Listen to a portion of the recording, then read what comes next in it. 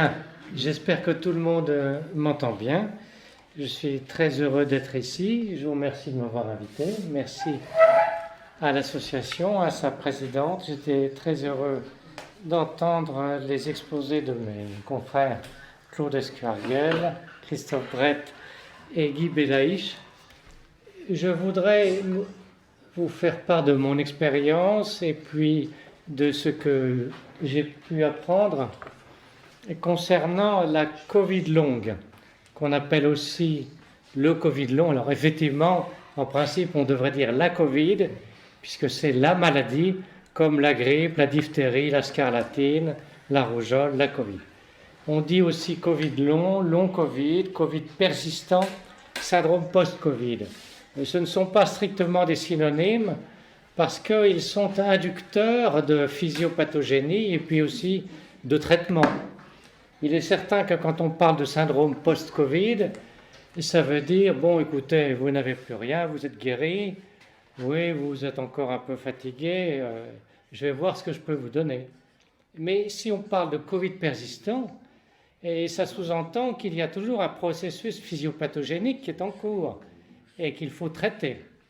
Donc, pas question de se contenter de thérapeutiques symptomatiques. Long Covid, là c'est un terme un petit peu ambigu.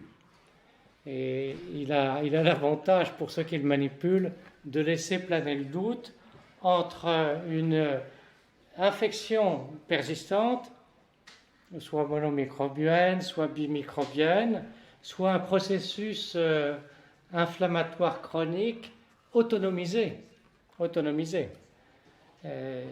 soit par le biais d'un mécanisme auto-immun, soit par un phénomène inflammatoire qui s'auto-entretient, comme on le connaît dans certaines pathologies. On parle de syndrome auto-inflammatoire parfois.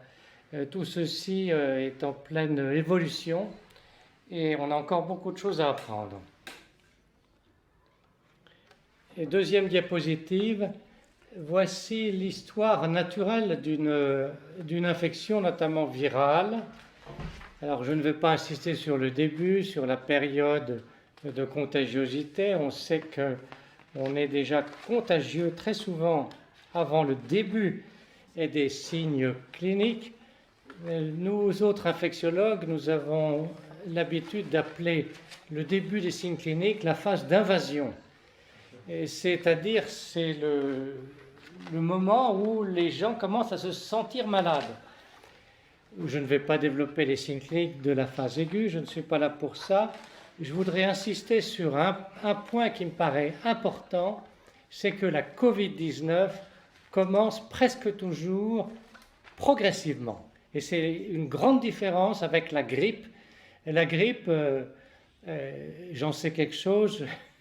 En hiver, il y a quelques années, je l'ai eu 2 fois dans l'hiver et j'en garde un très mauvais souvenir.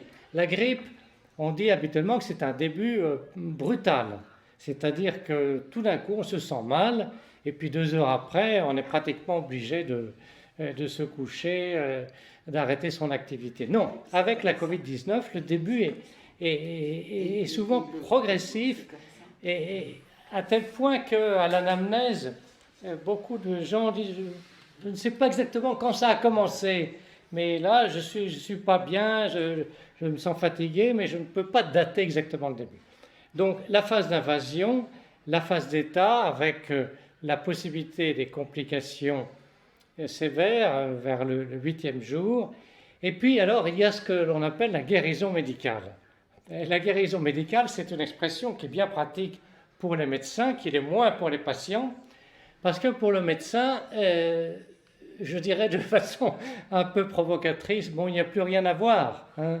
C'est-à-dire que votre numération formule sanguine s'est normalisée, la CRP est à une valeur normale, il n'y a plus aucun signe inflammatoire, et vous n'avez pas de fièvre, et donc vous êtes microbiologiquement guéri.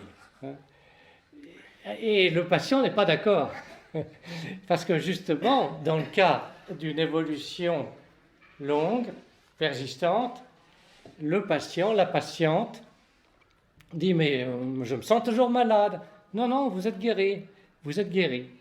Et d'où la tentation d'utiliser l'expression post-Covid. Vous êtes guéri.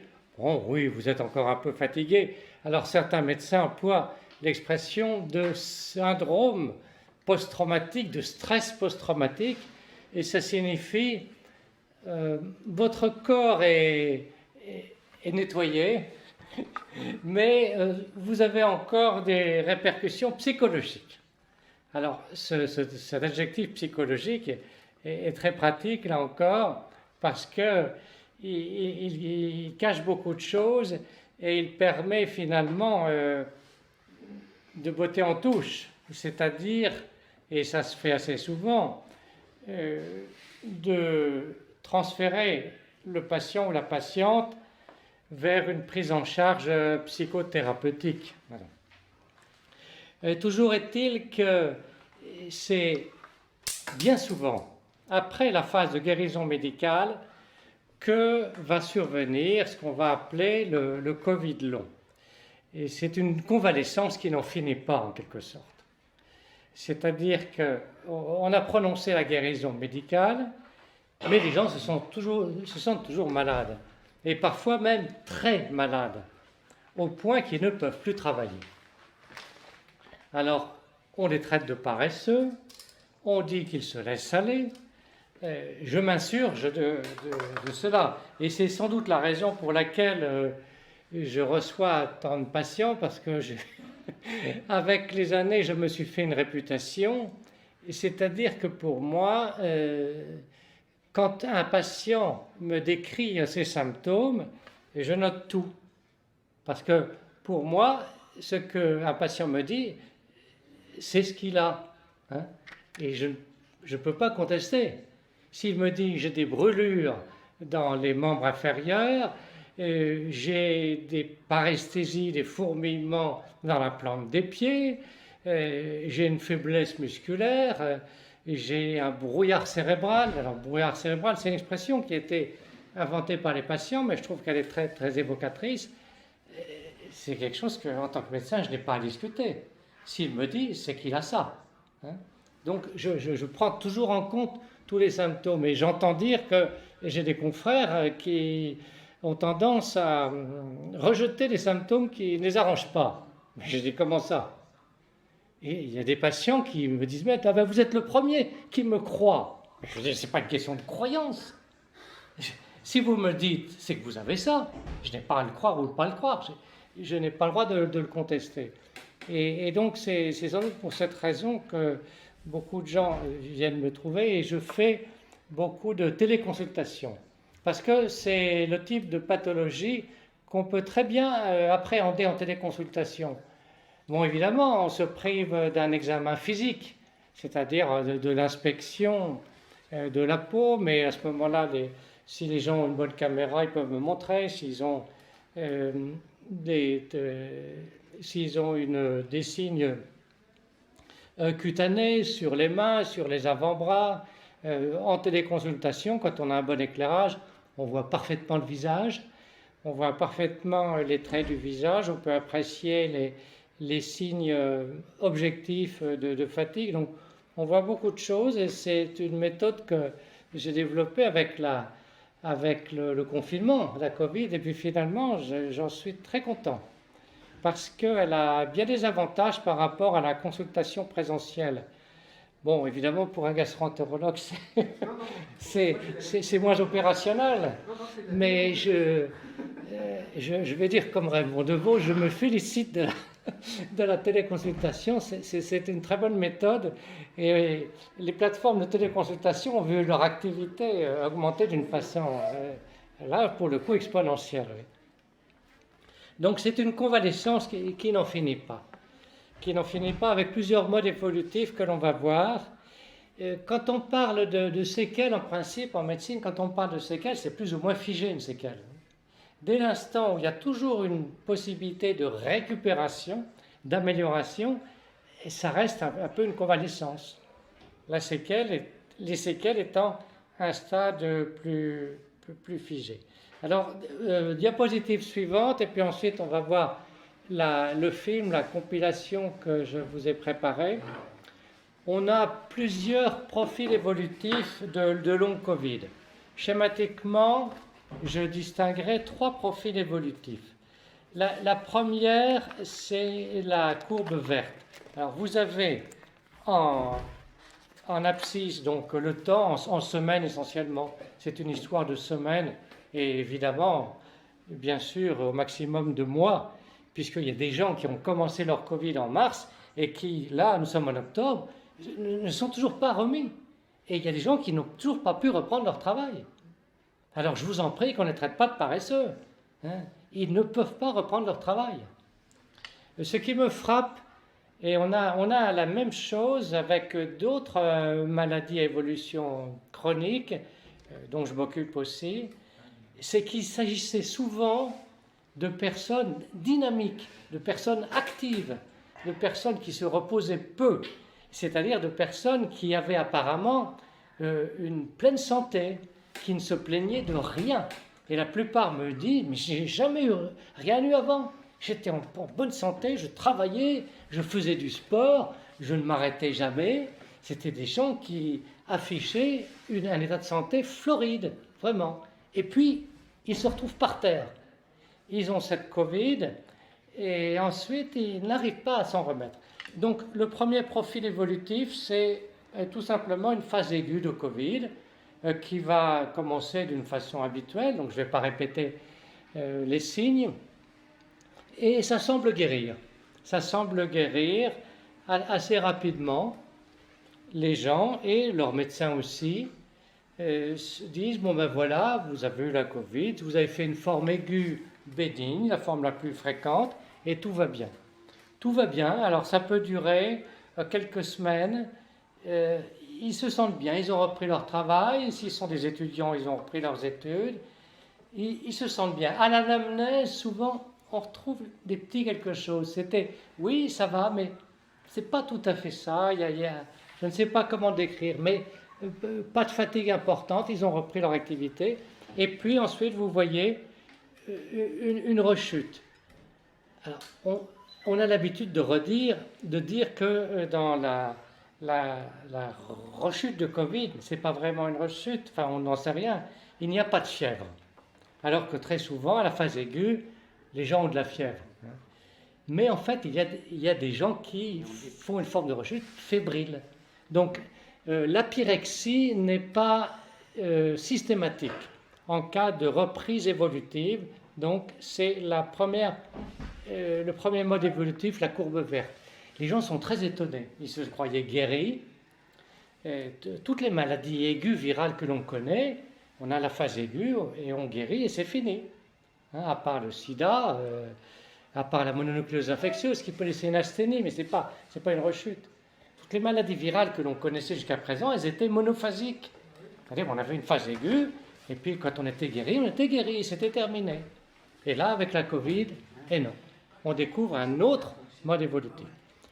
Deuxième mode évolutif, c'est la courbe bleue. Une phase aiguë modérée. Alors, ce sont par exemple les adolescents, les adultes jeunes. Ils ne consultent pas généralement, mais ils me disent, oui, j'ai eu un peu mal à la gorge, j'ai un peu toussé, mais j'ai continué, je ne me suis pas arrêté. Ils se sont fait tester ou pas, d'ailleurs, pas systématiquement. Donc la courbe bleue, et puis ça semble s'arranger en une semaine à 10 jours. Et puis parfois, vous voyez, au bout de 15 jours, ils sont beaucoup plus malades que la première fois. C'est-à-dire qu'ils ont une rechute précoce, mais explosive. Ils ne comprennent pas ce qui leur arrive. Ensuite, on peut avoir une évolution en dents de scie. Donc, c'est-à-dire une succession de rechutes, souvent non fébriles, et puis d'amélioration. Et ils ne comprennent pas ce qui leur arrive. Et le médecin non plus. Il est désemparé. Et le troisième mode évolutif, c'est la courbe rouge, avec d'emblée une forme qui n'est pas très intense, des signes pas très marqués, mais une fatigue, et l'obligation de s'arrêter, d'arrêter ses activités, mais pas de fièvre, pas de signes vraiment très importants, pas de douleur majeure comme on peut l'avoir dans la courbe bleue. Et puis, ça ne guérit pas. Ça ne guérit pas et une évolution ensuite en dents de scie. Alors maintenant, on va passer au film. Donc j'ai fait une compilation de vidéos que j'ai pu récupérer. Et cette compilation dure 14 minutes.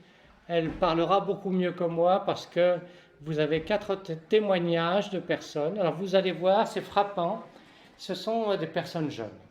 Et ça reprend ce que je disais tout à l'heure, des gens qui étaient en pleine santé, qui ne se plaignaient de rien. Pas d'antécédents, pas de traitement, pas de maladie chronique.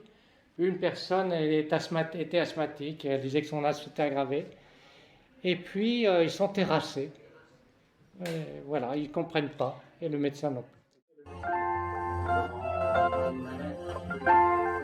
Là, c'est mon dossier Covid, donc il y a un peu la dose. Le cardiologue, tout ça, c'est les prises de sang. Alors, attendez, je vais... 100 € de prise de sang, mes collègues pour la salle, je vais... 19 mars, simplement dans mon travail, et c'était une pièce fermée, il y avait une collègue, et elle ne toussait pas, et il s'est trouvé qu'elle avait le Covid, et 4 jours après, j'ai développé les premiers symptômes. Ça fait 6 mois maintenant, et depuis, je suis toujours pas guérie.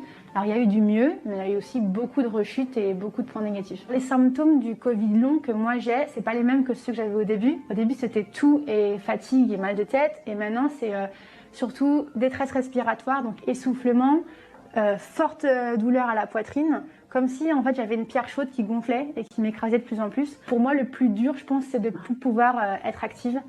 J'ai des malaises après l'effort, maintenant presque systématiquement. Et même si des fois ça s'améliore, ça c'est vraiment difficile à 27 ans de ne plus pouvoir être active. Là, c'est le graphique de l'épreuve d'effort qui montre pourquoi j'ai une dysautonomie. Donc ça, c'est la fréquence cardiaque. Donc on voit qu'elle monte à l'effort, ce qui est normal. Et là, ma tension artérielle, on voit qu'elle est plate. Ça monte pas. On voit bien que là, il y a une dérégulation parce que la tension artérielle n'est pas montée à l'effort. J'étais jamais allée à l'hôpital avant le Covid comme ça. Enfin, j'avais eu une opération une fois, mais là... Deux fois au pneumo, 3 fois au cardio, l'IRM, scanner, scintigraphie. Je dois repasser encore un scanner. Ça n'arrête pas. Et j'ai dû aller peut-être une quinzaine de fois à l'hôpital en 6 mois, quoi. Avant, je suis nutritionniste de formation, donc je mangeais plutôt bien. En plus, j'adore cuisiner. Je suis sportive, je fume pas, je bois pas. J'étais vraiment en forme. J'étais quelqu'un de très joyeux. Enfin, vraiment, j'étais bien. Et maintenant, je suis toujours quelqu'un d'optimiste, mais avec un bel handicap en plus. Vu mes symptômes actuellement, je ne peux plus vivre toute seule. J'ai trop de fatigue, j'ai trop de problèmes la cardiaque et pulmonaire, qui fait que je peux plus vivre toute seule. Du coup, à 27 ans, je retourne vivre chez mes parents.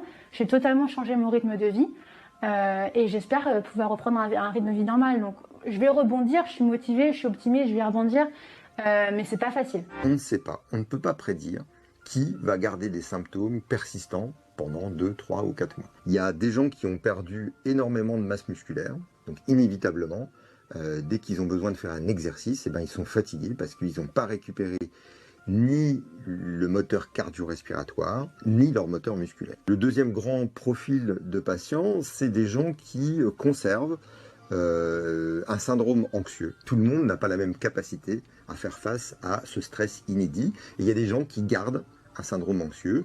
Pour certains, ils l'ont vécu comme un stress post-traumatique. Et puis, il y a le troisième profil, des gens qui ont vraiment des perturbations dont on pense qu'elles sont liées vraiment à l'infection virale, qui restent, c'est-à-dire les anosmies, les agueusies, perte du goût, perte de l'odorat, des gens qui ont toujours des problèmes respiratoires, avec en particulier ce qu'on appelle un syndrome d'hyperventilation, c'est-à-dire une respiration superficielle, qui n'est pas efficace et dont on sait, parce que c'est une maladie qu'on connaît depuis longtemps, qu'elle provoque une partie des symptômes dont se plaignent les gens. On reconnaît leurs symptômes, on essaie de leur dire comment ça fonctionne, pourquoi ils ont ces symptômes-là, et on essaie de leur proposer une solution.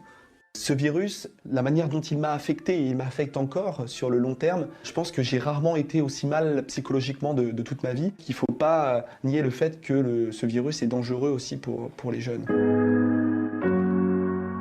Avec tout ce qu'on entendait, j'étais un petit peu en mode je vais jamais l'attraper, je suis jeune, j'ai 25 ans, je suis en pleine forme, je suis sportif, je risque rien, ou alors je serai asymptomatique. Et finalement, un beau matin, je me réveille très mal. Au bout de 2 semaines, déjà, j'allais quand même beaucoup mieux, au sens où j'avais pu J'étais plus autant mal toute une journée entière. Un beau matin, moi je me souviens, je crois que c'était le 18e jour, je me réveille, je sens un regain d'énergie, je fais c'est bon pour moi. Et en fait, à 13h, boum, d'une minute à l'autre, rechute totale. Et ça a duré des semaines, des semaines. Donc ce qui est très dur avec cette maladie aussi, c'est que c'est le côté cyclique et psychologique. En fait, c'est que ça t'affecte énormément psychologiquement. Et finalement, à chaque fois qu'on pense être mieux, boum, coup de massue sur la tête, on replonge. On a l'impression que ça va jamais se terminer. Le médecin me parlait de 6 mois pour récupérer. Environ une fois par jour ou une fois tous les 2 jours, j'ai des coups de fatigue, c'est-à-dire d'une seconde à l'autre, je sens un coup de fatigue qui apparaît, mais très spécifique. C'est pas un coup de fatigue normal de la vie de tous les jours, c'est un coup de fatigue vraiment très spécifique. Il y a aussi évidemment tout ce qui est lié à la respiration, c'est-à-dire j'ai repris la course, évidemment, j'ai pas retrouvé toutes mes capacités. J'ai fait un test de saturation, je suis à 97 alors que j'étais à 100% juste avant le Covid. J'ai encore des problèmes musculaires, tout mon dos et ma nuque sont à refaire, sont à réparer. Du coup, j'ai 2 séances de kiné par semaine.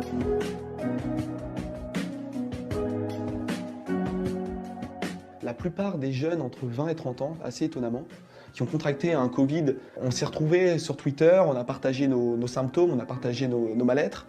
Et finalement, on s'est rendu compte qu'on était beaucoup à avoir des symptômes qui traînent. Finalement, c'est des symptômes qui ne sont pas extrêmement handicapants, mais qui sont lourds sur le long terme parce qu'on a l'impression de jamais être soigné.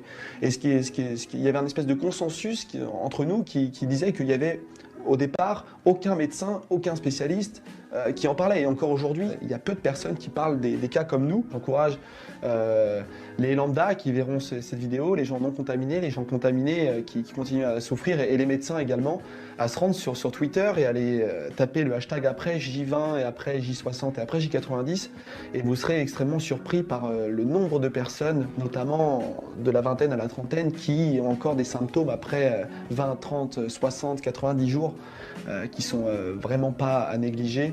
Et je pense que ce serait intéressant, notamment pour ceux qui parlent dans les médias mainstream, ces professeurs qui sont souvent sur les plateaux télé, de se rendre plutôt sur Twitter et d'aller voir ceux qui sont réellement affectés et d'aller discuter avec eux s'ils ont des questions. Je suis tombée malade le 7 mars dans la nuit. Je suis toujours pas guérie. Donc là, ça fait 98 jours. J'ai eu un autre scanner à la mi-mai qui cette fois a été, si on peut dire, positif. Des lésions évocatrices du Covid, un verre dépoli là, sur les 2 côtés. Alors c'est très bizarre parce que ces lésions sont apparues au bout de 2 mois de symptômes. La sérologie est négative aussi. Voilà, aujourd'hui j'ai des symptômes de la tête aux pieds. J'ai des troubles digestifs, des maux de ventre, des maux dans le bas du ventre, des maux au niveau de la rate. Souvent, enfin sous les côtes à gauche, j'ai souvent très mal.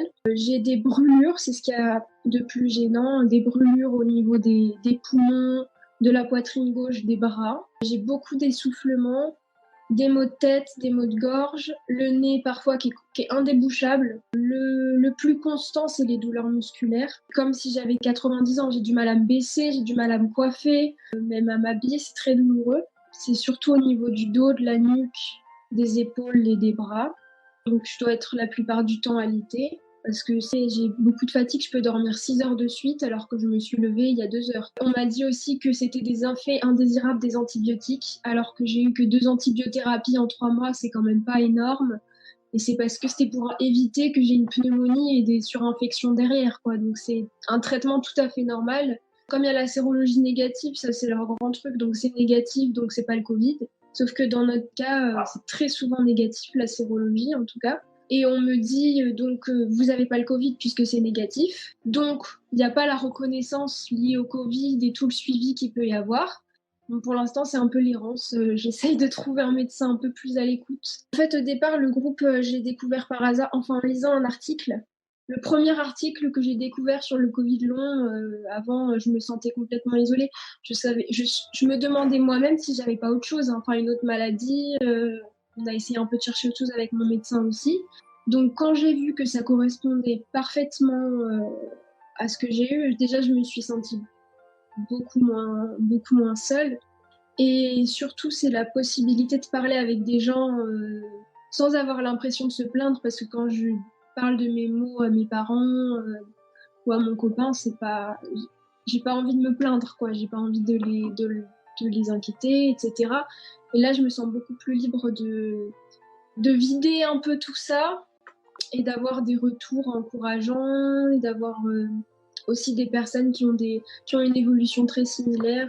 Bon, pour moi, c'est rassurant. Parce que c'est pas comme si c'était une fatigue post-virale qui petit à petit décroît, qui dure très longtemps, mais qui petit à petit décroît. Là, c'est vraiment quelque chose plutôt comme ça, quoi. Je veux dire, avec des rechutes et des rémissions. Et ça, je trouve assez bizarre, quoi. En fait, j'exclus pas le fait que le virus est en sommeil, puis se réactive, puis ça m'inquiète le plus, cette possibilité, parce que je sais pas combien de temps il faudrait pour l'éliminer, et si c'est possible, même de l'éliminer.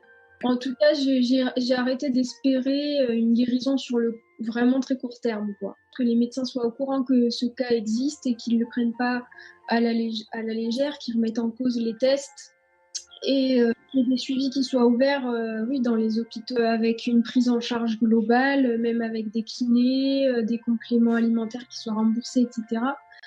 Parce que je pense qu'il faut du kiné dans nos cas. Enfin, pour moi, les douleurs musculaires, c'est le pire. Mon moral est très calqué sur les symptômes. Enfin, quand j'ai des jours où je vais mieux, comme aujourd'hui d'ailleurs, enfin aujourd'hui j'ai juste mal à la tête, ça peut changer d'une heure à l'autre, mais je suis très confiante et j'ai beaucoup d'espoir. Mais dès que ça retombe, mon moral descend en même temps que les symptômes apparaissent. Donc pour l'instant, ça suit cette évolution-là. Après, je suis quand même très entourée, donc voilà, je suis pas la plus à plaindre. Plusieurs semaines après avoir été atteints de formes non graves de la Covid-19, certains patients se plaignent d'une résurgence de leurs symptômes.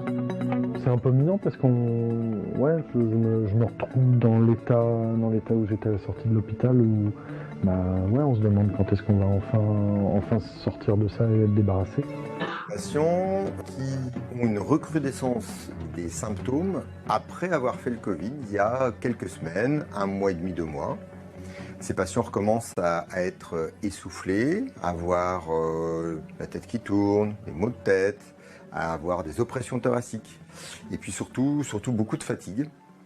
Une fatigue qu'ils trouvent disproportionnée par rapport à l'infection qu'ils ont fait et surtout au délai. C'est-à-dire qu'ils allaient de mieux en mieux, ils ont été en convalescence, ils récupèrent et puis quand ils doivent reprendre la vie normale, ils n'arrivent pas à reprendre une vie normale à cause de ces symptômes. Quand vous souffrez de ces symptômes, il faut que vous puissiez avoir un diagnostic.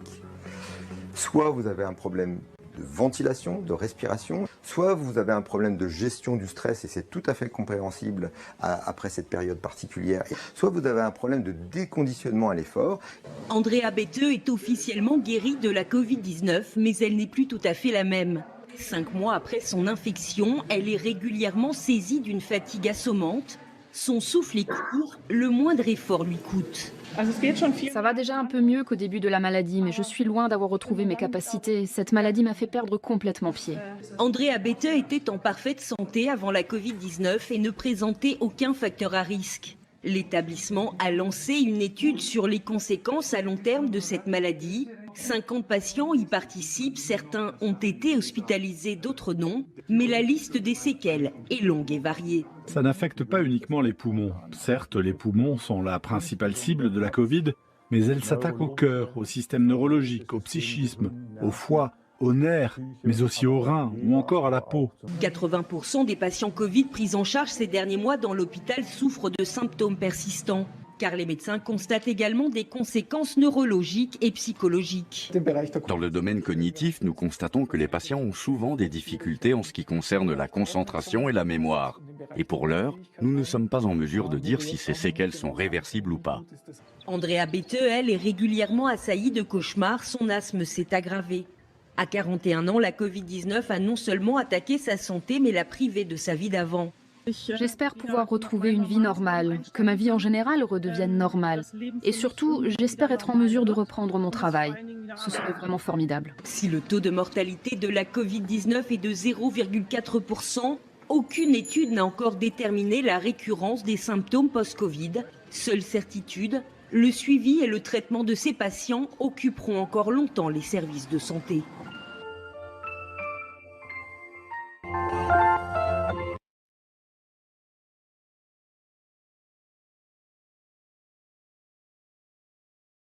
certaines personnes parlent d'un véritable calvaire. Et il y a dans le Covid long, il y a des formes très douloureuses. Bon, il y a beaucoup de témoignages, je vous ai pris ceux qui s'exprimaient le mieux et qui étaient assez représentatifs. Il y a des formes très douloureuses et certaines personnes se plaignent de douleurs musculaires vraiment comme elles n'en ont jamais connues, hein, vraiment très très invalidantes. Donc, douleurs musculaires, sensation de brûlure, douleurs articulaires aussi, des formes articulaires. Il y a des formes essentiellement asthéniques. Et de toute façon, l'asthénie est le tronc commun. Tous les Covid longs se plaignent d'une asthénie. Et beaucoup le disent, vous avez entendu ce témoignage, une fatigue comme je n'en ai jamais ressenti auparavant. Tout le monde ressent, même les jeunes, les adolescents, ont de la fatigue quand ils ont fait un effort excessif ou qu'ils ont des difficultés physiques particulières. Mais là, c'est une asthénie qui est vraiment forte, invalidante et irrépressible. L'obligation de s'aliter, l'impossibilité de travailler, d'étudier. Et puis, il y a des formes également essentiellement pulmonaires, respiratoires, avec essentiellement une dyspnée. Alors parfois, c'est une dyspnée au moindre effort. Il y a des gens, et des sujets jeunes, qui ne peuvent pas monter un escalier, un étage, sans devoir s'arrêter, tellement ça provoque un essoufflement. Le docteur Barizien, qui est un des médecins qui s'occupe le plus en France aujourd'hui du Covid long, il est médecin rééducateur, il en voit beaucoup. Et donc, il dit qu'il y a souvent une hyperventilation de repos, donc une dysrégulation, dysautonomie, et puis une mauvaise adaptation à l'effort. Et il y a également des manifestations cardiaques. Alors, je passe maintenant à la diapositive suivante, qui résume les principaux symptômes et signes de ce Covid long, avec chaque fois le mot asthénie qui est répété, parce que j'insiste, c'est vraiment le tronc commun, le dénominateur commun. Tout le monde est fatigué et c'était vraiment, j'insiste, une asthénie qui est très très invalidante, au point d'empêcher les gens de mener toute activité, des jeunes qu'on a entendus là, obligés de rester au lit. C'est quand même frappant. Et on ne connaît pas tellement ça avec d'autres pathologies. Bon, bien sûr, il y a le syndrome de fatigue chronique, mais qui n'est pas une entité nosographique très satisfaisante, on en conviendra. Et à part ça, il n'y a pas beaucoup de maladies qui sont autant asthéniantes. On connaît l'asthénie après mononucléose infectieuse, après hépatite virale également, mais ça n'est quand même pas aussi important. Et puis, ce sont des asthénies qui finissent par récupérer, alors que celles-ci semblent ne jamais finir. Et donc, de haut en bas, le cerveau, il n'est pas rare de voir des gens avec des troubles psychiques, donc difficultés de concentration, troubles de mémoire, également épisodes confusionnels. Alors, j'ai fait la Covid au mois de mars, hein, et j'ai eu des épisodes confusionnels. Hein. Et c'est très curieux, c'est la première fois que ça m'est arrivé. Je ne savais plus quelle heure il était, je ne savais plus si on était le jour ou la nuit. Et puis, j'avais aussi des petites modifications du caractère. Également des céphalées aussi, hein, dans le Covid long. Alors, dans la forme aiguë du Covid, il y a des céphalées, c'est fréquent, mais elles ne sont pas très, très intenses, moins que dans la grippe. Et dans le Covid long, c'est souvent mentionné. Céphalées parfois importantes.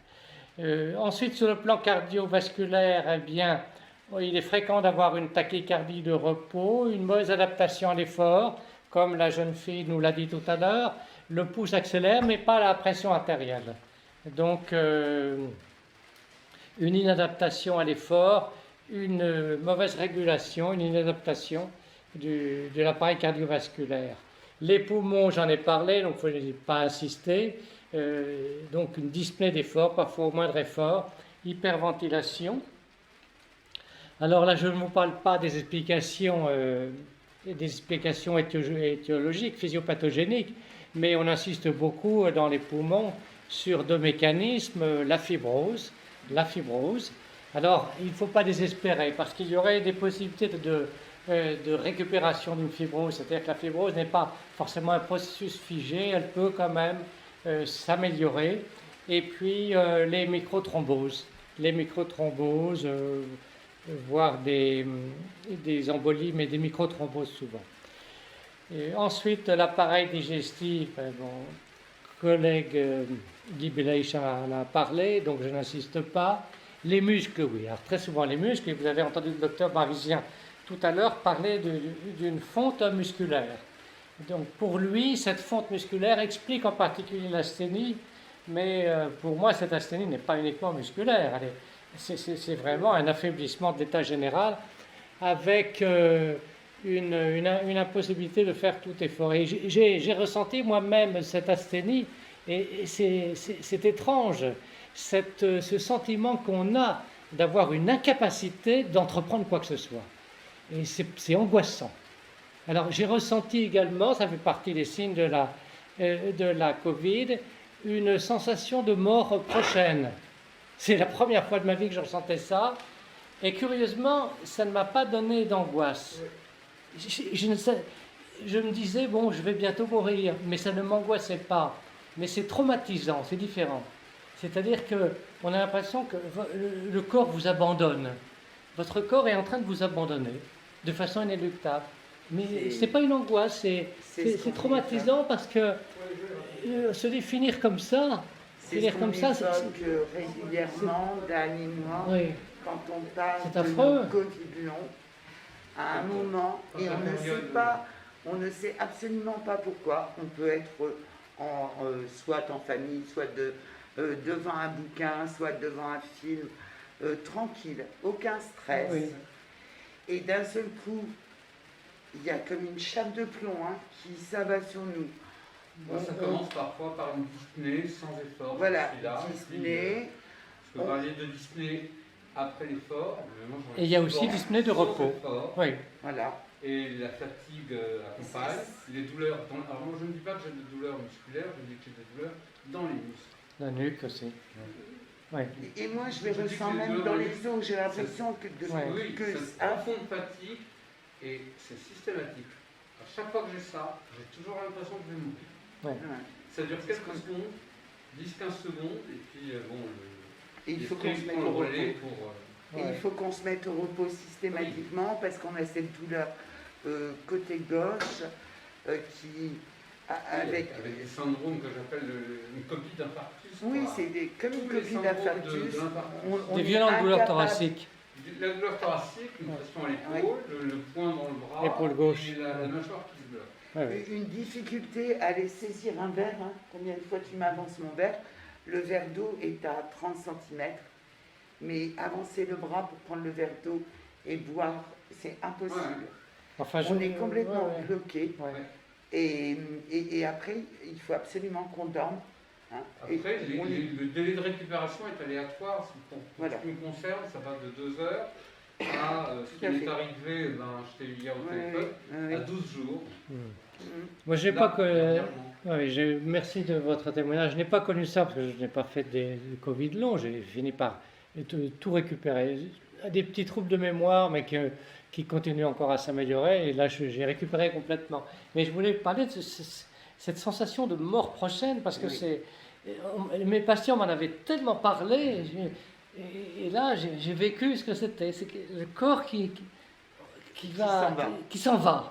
Voilà. Le corps qui s'en va, vous traînez votre carcasse, et puis ça s'accompagne d'une fatigue. C'est ce que je ressentais. Mais moi, je n'avais pas de douleur à ce moment-là. Donc, les muscles, composantes musculaires, donc nécessité de rééducation. Le docteur Barisien travaille, donc la récupération cardiovasculaire, la récupération pulmonaire, et puis les exercices musculaires pour refaire de la masse musculaire. Alors, bon, il y a des compléments alimentaires, mais c'est surtout le travail de musculation. Et puis les douleurs... Il y a un problème qui se passe qui est parallèle. Si on doit récupérer au niveau musculaire, comment le faire quand on a des dyspnées et toutes ces... Ah oui, bien sûr. Ah oui, bien sûr. Il n'y a pas que ce problème-là.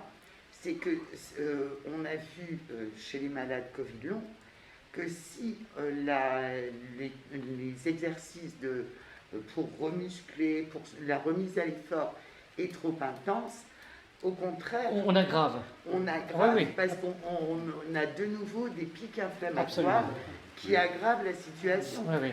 Donc il faut absolument que la Il faut reprise à doser, l'effort faut bien soit doser. très lente. Et quelque part, Tout à fait. ça amènerait à se poser la question, s'il y a autant d'asymptomatiques dans les Covid longs, est-ce que c'est justement pas parce que, n'ayant pas eu conscience de leur Covid, ils se sont projetés trop vite dans l'après-Covid? Il y a ce raisonnement-là aussi à se poser. Oui, c'est certain Parce que la reprise intensive à l'effort, et je me souviens une fois d'avoir eu un phénomène comme ça, et qui m'avait dit, mais forcément, quand on est dans l'effort, avec la montée d'adrénaline, on ne sent pas la fatigue, et d'un seul coup, il est trop tard. On a dépassé le seuil possible. D'accord. Et puis enfin, bon, il y a des manifestations cutanées. Alors on parle de pseudo-engelure, alors il y a une patiente qui parle d'urticaire aussi. Voilà. Ouais. Donc ce sont des micro-angiopathies en fait. Hein. On explique ça par des micro-angiopathies. Oui, vous voulez dire quelque chose? Voilà. C'est donc l'occasion de rappeler que c'est un virus qui est pneumotrope, bien sûr. Les récepteurs ACE2 qui sont... Alors on en a dans tout le corps. Bon. Ils ont une affinité pour la muqueuse respiratoire, la muqueuse, l'épithélium, la muqueuse respiratoire, et puis beaucoup l'endothélium vasculaire. Les récepteurs ACE2 sont très présents dans les cellules endothéliales. Et donc, on les retrouve dans les vaisseaux de taille moyenne, et puis dans les micro-vaisseaux, les capillaires, etc. Bien. Et alors là, oui, vous avez je n'ai pas résisté pour clôturer, pour terminer, à vous donner l'avis de l'Académie de médecine, parce que bon, l'Académie de médecine, oui, c'est sur les sages, mais ils ont une certaine vision des choses. Hein. Alors ils parlent de manifestations polymorphes chez des malades sans forme grave, signes respiratoires, anosmiagosie, d'accord, pseudo-engelure, troubles digestifs, disparaissent en quelques semaines. Hein. C'est ce que l'Académie de médecine dit. Oui, le plus souvent ça disparaît, mais il y a les formes longues. Et puis alors l'Académie de médecine ajoute qu'il existe la possibilité d'une persistance ou résurgence de certains symptômes après guérison, cette fameuse guérison médicale. Pour moi, vous êtes guéri. Hein. Il peut s'agir de l'anosmie, de sensations de gêne respiratoire, oui, presque toujours, de dysesthésie des extrémités, fatigabilité intense. Bon, effectivement, c'est fatigabilité à l'effort, mais aussi ce que j'ai ressenti moi-même, c'est pénible. Hein, et je n'avais jamais senti cette asthénie-là, ce sentiment d'être incapable de faire quoi que ce soit. Et c'est terrible, ça. Hein. D'être obligé de demander à son épouse, à ses enfants, de faire des choses vraiment minimes. Une patiente disait, j'ai l'impression d'avoir 90 ans, elle a 25 ans, elle avait l'impression d'avoir 90 ans. Mais aussi le trouble psychologique s'apparentant au syndrome de stress post-traumatique. Je n'aime pas beaucoup cette expression de trouble psychologique, parce que ça sous-entend, bien que ça ne soit pas dit, qu'il y a une participation psychosomatique, et j'exècre ce terme de psychosomatique, qui pour moi, je vous le dis comme je pense que l'adjectif psychosomatique, cette théorie psychosomatique, n'a aucun intérêt en pratique médicale. Elle n'a aucun intérêt. Elle ne permet de rien résoudre. Voilà. Mais oui, pour moi, oui. Ça a existé dans beaucoup d'autres pathologies. Et je la récuse complètement. On a dit tellement de choses sur les psychosomatiques, on a dit qu'ulcère. C'est une jolie Mais tout, mais on a trouvé des comédiens. l'asthme, l'urticaire, le psoriasis. Tout psychosomatique. C'est une jolie case pour ranger les patients et fermer le couvercle dessus. Mais c'est scandaleux. C'est scandaleux. Ça peut être une conséquence d'un état pathologique, mais ça n'en est jamais la cause. Voilà, oui, tout à fait. C'est-à-dire, c'est la somatopsychie et non pas la psychosomatique. C'est la somatopsychie. c'est le À l'évocation- corps malade Alors, atteint le voilà. cerveau et non pas l'inverse. À l'évocation du témoignage, effectivement, Je suis Jeanne et moi, content. nous nous sommes Vous savez- regardés Ouais. avec des larmes plein les yeux, parce que cette situation est dramatique, elle perdure, on ne sait pas comment on va en sortir, donc effectivement, ça a un effet sur notre psyché. C'est la double peine. C'est une peine, mais ça n'est pas, on n'était pas, ni toi ni moi, absolument pas dans cet état-là avant l'arrivée des symptômes. Ce sont Ouais, mais c'est les intéressant. symptômes. Moi, Voilà. je ne dis pas que j'ai attrapé le Covid, c'est le Covid qui m'a attrapé plutôt. Oui. Et depuis le mois de mars. Et on ne se Et complait la pas. peine psychologique date depuis une quinzaine de jours. Et on ne se complait Mais pas oui, dans C'est cet également un état, on caractère veut en sortir. extrêmement joyeux, et je suis relativement heureux de tout. Mais là, ça a été vraiment assez plombant parce que ça ferme toutes les portes. Oui, Ça absolument. ferme toutes les portes. Ben oui. Donc voilà, par exemple, ma présence aujourd'hui était une incertitude. Une heure avant de venir, c'était une incertitude. À ce point-là. Oui, Oui. c'est ça au quotidien. Merci. Je ne suis pas, oui, et je ne suis pas, je pense ne pas être le seul dans ce cas-là. Donc ce qu'on aimerait peut-être entendre, c'est, même si c'est une lueur d'espoir, au moins l'entendre de votre part, si vous pouviez. Peut-être que c'est difficile, un peu prématuré. Parce Et que, quoi mettre parce en qu'on est- place on pour est avoir on cette est à lueur? l'aube des découvertes. Mais on ne sait pas. Comme je vous racontais tout à l'heure, ma seule compagne, c'est une épée, l'épée de Damoclès, qui est là en permanence parce qu'on ne sait pas ce qui va se passer. Oui, une question. J'ai vu les formes de tous ces malades. Aucun n'a été hospitalisé. Non, Ça n'a pas fait ils partie sont des formes ambulatoires. d'hospitalisation. C'est qu'un ambulatoire. Si, Deuxième- bon, il y a Ouais. un autre témoignage que je ne vous ai pas montré. Mais je veux Une dire, femme c'est- qui a dû être hospitalisée parce qu'elle avait des troubles cardiaques qui étaient très inquiétants. Ouais. Voilà. Mais, je autre chose, vais poser la question de voilà, l'hospitalisation en forme initiale du Covid ou en Longue. Covid long. Non, les formes, les Covid longs ne sont pas allés avec les mêmes proportions qu'il y a à l'hôpital. Ah non. D'accord. Ils sont en- Il y en a, Deuxième cependant. question. Oui. Il y en a. Excusez-moi, tout dépend des hôpitaux. J'ai été forme Covid long et j'ai un ami qui a exactement la même forme. On a comparé nos symptômes, tant scanner et autres. Lui a été hospitalisé parce que le lieu où il a fait qu'il a pu être hospitalisé, pas moi. Est-ce que les malades Et on en est au même cas. Moi, Et on c'est en la est au même question. cas aujourd'hui. Ils ont été traités précocement parce que les formes que moi je vois en tout cas de Covid long, Tous les malades n'ont pas été tous traités. n'ont jamais été traités. Oui, en général, ils n'ont pas été traités. Voilà, ça c'est important. Ils n'ont pas été Personnellement, j'ai traités. été traité. Par quoi Rien. Azithromycine, mais dose préventive. Mais Dès tôt, le premier jour. tôt. Oui, 3 jours, 4 jours, 2 jours. Combien de jours?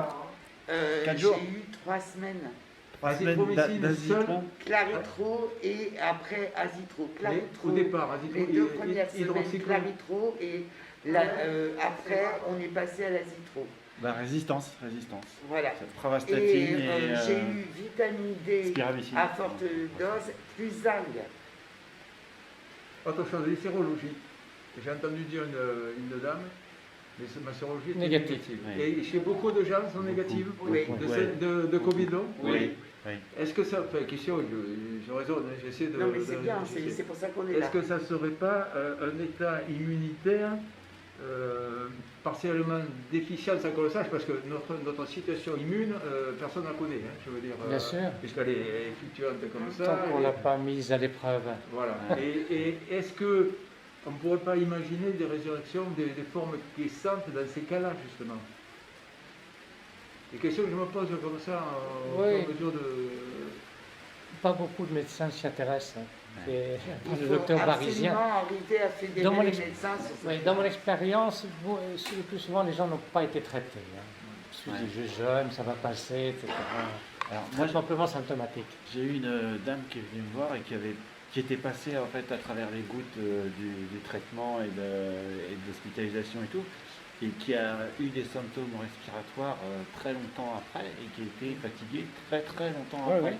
Ça Et en existe. fait, je pense personnellement, pour apporter un peu de l'eau au moulin, que même s'il y a des formes neurologiques, s'il y a des formes autres liées éventuellement au tropisme de l'intracellulaire atypique, du mycoplasma ou un autre, que les formes respiratoires pulmonaires existent à minima chez beaucoup plus de gens qu'on ne pense. Ah, mais certainement. Et qu'en Bien fait, sûr. si on faisait des dépistages massifs de la population de scanners de gens qui ont eu éventuellement, il y a beaucoup plus de fibrose que... Déjà, la saturation oxyhémoglobinée. Bien sûr, la saturation. Vous pouvez être à 95-96 et puis ne pas vous en rendre compte. C'est quelque chose que j'ai pas dit dans ma présentation, mais effectivement, il y avait des patients qui venaient me voir aussi qui n'avaient pas de tout, qui n'avaient pas trop d'essoufflement, Ils ont une et qui avaient une désaturation. SAT à 85 sans qu'on comprenne pourquoi. Parce que c'est pas. Oui. Moi, les jeunes, L'inverse 95, existe aussi. à 95, L'inverse j'en existe ai. aussi. Oui, oui. Et moi, ils ont 100 température à les jeunes, 99, Voilà, il y a un voilà. essoufflement et... Avec un 99 de SAT, ouais. Alors moi, ce que je vois en digestif, je vois des pseudo-reflux. Alors là, c'est très très classique. Ah bon Des roses, pourquoi je dis pseudo-reflux? Parce qu'en fait, c'est des Brûlures. mecs qui ont des brûlures là, mais des brûlures qui remontent, et sans faire des brûlures dans le ventre. Ils nous racontent des brûlures dans le ventre. J'y comprends rien. Je fais la fibro, je trouve rien. Je ne fais pas des hélicobacter a priori. Je leur donne des écoutés, ça marche pas.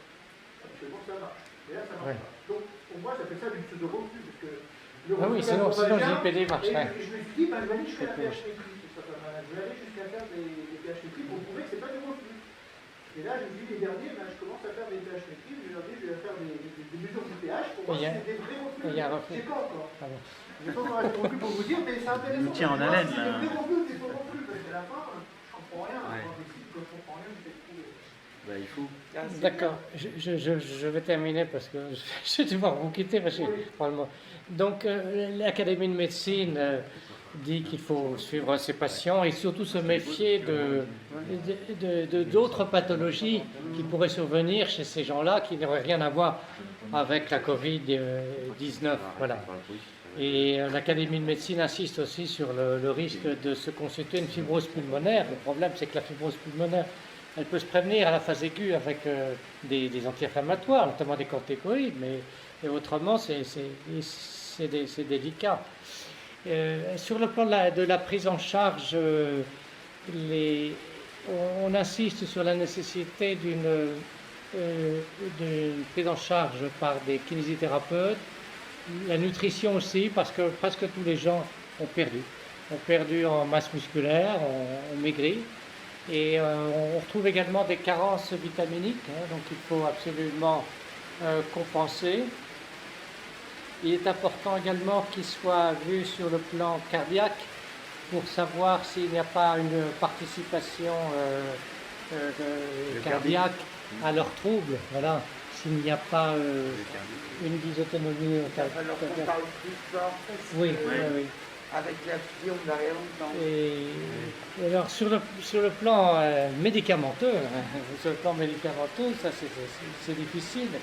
Sur le plan des myocardites, éventuellement, il y a des myocardites. Oui. C'est l'aspirine qu'on donne en traitement chronique. On ne l'a jamais testé sur ces formes longues. Éventuellement, ça pourrait être une idée plutôt que le Doliprane.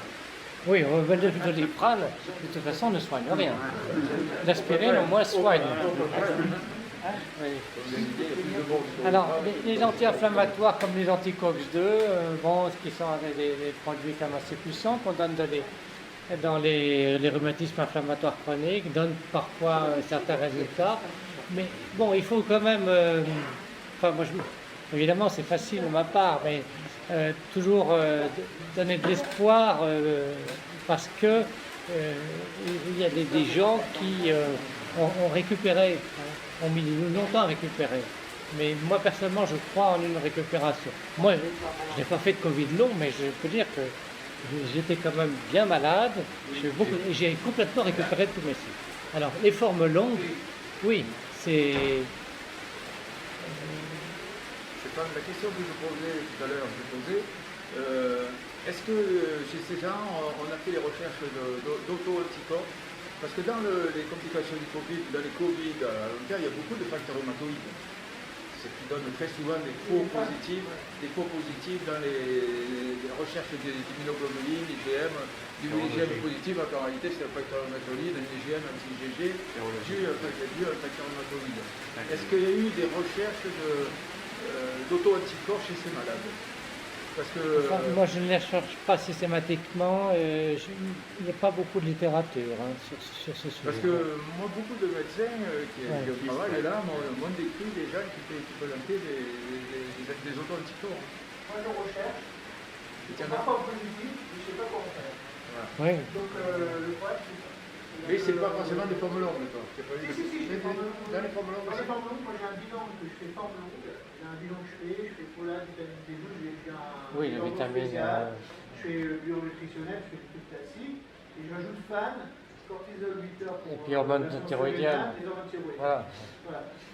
Mais des fois je trouve des trucs, des fois je trouve pas. Les fans, des trucs, mais les facteurs antinucléaires, c'est ce qu'on appelle les anticorps. Oui. Je ne sais pas quoi en faire quand elles sont positives. Je sais qu'il y a une auto-immunité, je sais qu'il se passe quelque chose chez le malade, mais je ne sais pas comment faire. C'est-à-dire, je ne sais pas comment traiter ces malades-là. C'est ça le problème. Il faudrait des essais thérapeutiques à un moment donné. Il faudrait réfléchir à un traitement. C'est ce qu'ils attendent des malades. C'est-à-dire, eux, quand ils sont fatigués, moi je pense qu'ils attendent quelque chose de nous. Bien sûr. Pour l'instant, je n'ai pas à pardonner comme toi de nutrition, l'éducation. Après, le reste, c'est pas. Là, c'est pareil, il faudrait essayer de regrouper les patients Covid longs. Je suis passé par là, par tout ce que nutrition, kiné, autres, des prises de sang n'ont pu finir. En tant que végétarien, B12 à vérifier en permanence. Sur le papier, je vais très bien. C'est ça. Échocardiogramme, échographie du cœur, super. C'est ça. Tout va bien. La preuve. Ce qui m'amène à dire parfois quand je suis en grosse période de fatigue, d'épuisement, ou même inflammatoire, puisque je traîne quand même des vésicules inflammatoires depuis 3-4 mois, dont un qui ne guérit pas. Je vais aller voir un dermatologue qui ne saura pas quoi faire. Ça rebourgeonne sans arrêt et ça ne guérit pas. Donc je finis par dire à mes amis, je vais mourir, mais je vais mourir en bonne santé. C'est-à-dire avec une biologie parfaite, mais je finirai un jour ou l'autre par mourir parce qu'on se sent effectivement partir. Oui, c'est ça. Et c'est dramatique. Il y a une diminution progressive. Diminution de l'énergie vitale. Diminution progressive. Tous les champs se resserrent. Tous les champs, quel qu'il soit, se resserrent. Donc, on fait quoi? Là, je suis sûr que... On est prisonnier, on ne sait pas quoi faire. Là, je suis sûr que toi, personne ne sait comme quoi moi... faire, et on ne sait pas pour combien de temps encore. Parce que ce sera un mois, 2 mois, d'accord. On en est au 7e. On pense avoir déjà fait une forme en novembre, décembre. Mais ça, c'est un autre sujet. Mais à un moment, on fait quoi? Je pense qu'il va falloir... Si les médecins ne nous disent pas ce qu'on a à faire... Je pense qu'il va y avoir des médecins qui fassent des essais thérapeutiques, ça c'est clair. Là, C'est pour ça que l'association est intéressante, c'est pour regrouper des malades qui sont prêts avec des médecins à discuter de faire des bras. De bras, d'aspirine, versus pas aspirine. C'est bien pour ça qu'on vous demande...